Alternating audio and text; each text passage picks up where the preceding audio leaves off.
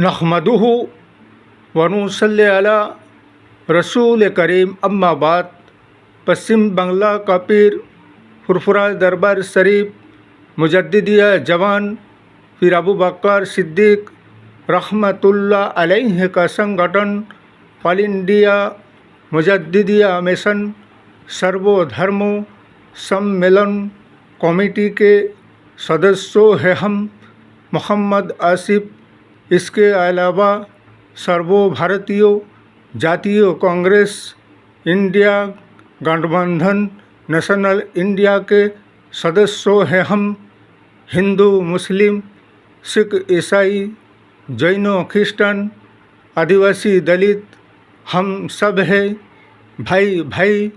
मजहब नहीं सिखाता आपस में बैर रखना। हिंद है हम, ये वतन है हमारा। ये मौजूदा शासक दल नरेंद्र मोदी साहब का सरकार, इनका तो ये हाल है कि आपके ऐसा कोई तरीका और बातों को नहीं छोड़ा चुनावी मुद्दा बनाने के लिए। जैसे कि 2024 के निर्वाचन 2 दफ़ा के हो चुके हैं और 5 दफ़ा की बाकी है। जो 7 दफ़ा का निर्वाचन 2024 का 543 सीटों का जो इलेक्शन वो निर्वाचन है, इन्होंने तो मंगलसूत्रों से लेकर गाय भैंस बकरी से लेकर किसी भी ऐसी चीज़ों को नहीं छोड़ा जो कि चुनावी मुद्दा नहीं बनाया बीजेपी सरकार ने।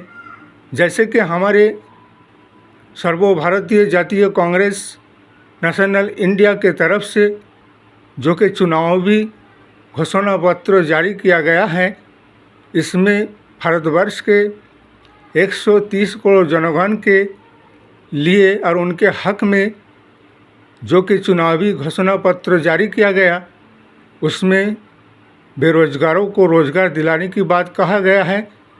उसमें महंगाई को दूर करने की बात किया गया है।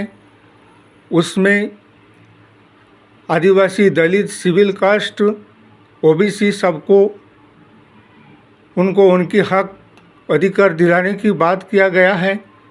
इसके अलावा उनको सबको आरक्षण जिससे जितना मिलना चाहिए उन्हें दिलाने की बात किया गया है। लेकिन ये मौजूदा शासक दल बीजेपी सरकार, इसका क्या मतलब और मायना निकालता है कि ये कांग्रेस सरकार अमीरों की संपत्तियां, ज़मीन जायदाद, सोना चांदी को छीनकर मुस्लिम समाज वालों के और मुस्लिम समाज के लोगों को बांटेंगे। और ये कोई चुनावी मुद्दा नहीं है। ये तो भारतवर्ष के 130 करोड़ जनगण जानते हैं कि स्वाधीनता आज़ादी के बाद से सबसे ज़्यादा भारतवर्ष के शासन कांग्रेस के हाथ में रहा और कांग्रेस सरकार ने जितना राष्ट्र को चलाया है, इतना तो किसी भी सरकार ने नहीं चलाया।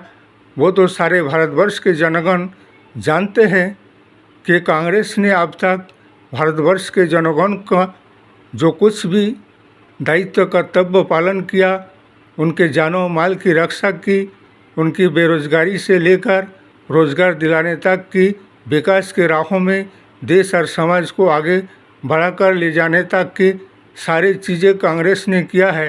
किसी के भी कोई ज़मीन जायदाद और सोना चांदी मंगलसूत्र नहीं छीना है। इसलिए कि ये जितने भी दिन जाते हैं, इनके तेवर और ख्याल और विचार जैसे कि बदला सा लगता है। इन्हें अपने आप पर यकीन और विश्वास भरोसा नहीं है बीजेपी सरकार को।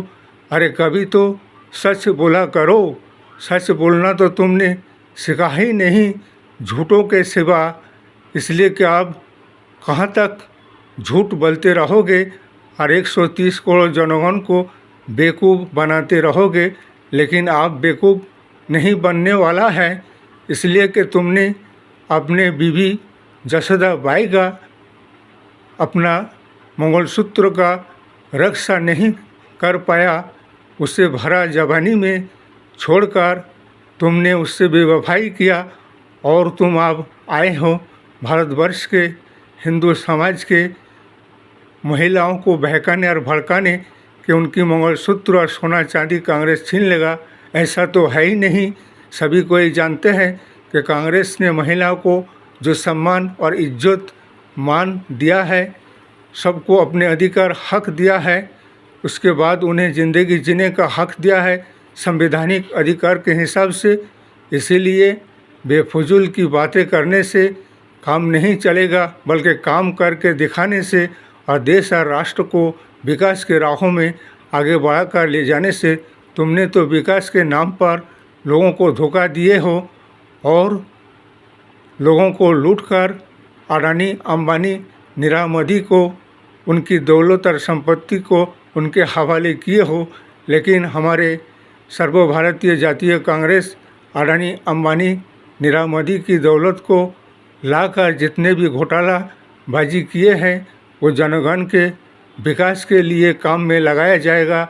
इसलिए 2024 के लोकसभा निर्वाचन को बहुत ही सोच समझकर 130 करोड़ जनगण को मतदान और वोट करना है। इसलिए कि ये लड़ाई संविधान बचाओ, लोकतंत्र बचाओ, राष्ट्र बचाओ और जनगण को उसका अधिकार हर हक दिलाओ।